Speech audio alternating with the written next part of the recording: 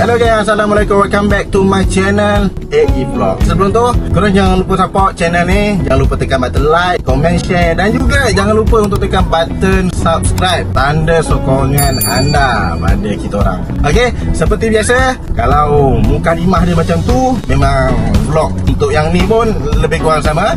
Okay, kita buat kerja kita, iaitu mengangkat barang. Menghantar barang, ataupun buat apa lah, buat job angkat barang lah, senang cerita. Untuk kali ni aku angkat motor, ataupun aku towing motor, biji motor, ambil daripada rumah, hantar ke bengkel. Okay, rumahnya dekat Taman Pelangi. Nak hantar ke bengkel, bengkel mana lah aku pun tak tahu.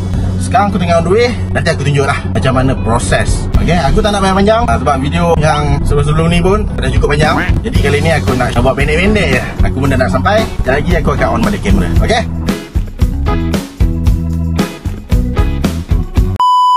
angkat depan tu, tayar resip lepas. Lepas tu baru kita angkat belah belakang. Kita stand ni, stand lepas. Okay, good. Pegang fork, naik atas. 1, 2, 3.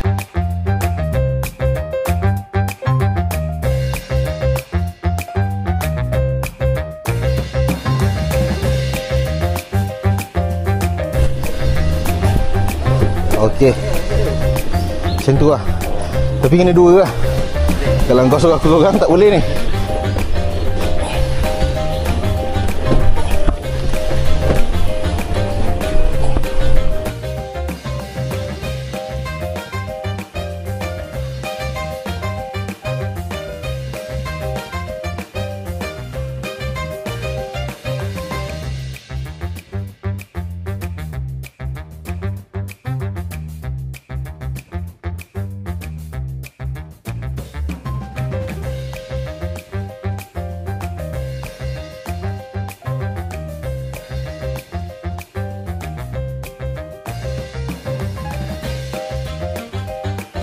Okay, dah settle. Hantar ke bengkel.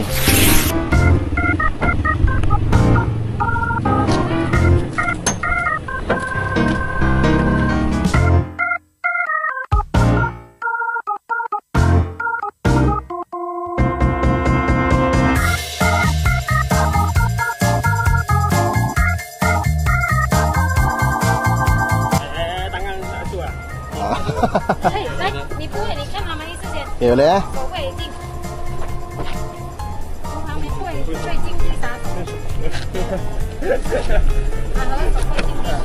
Ini macam tak apa mah, jangan tak macam ni. Masuk spoken jangan jadi.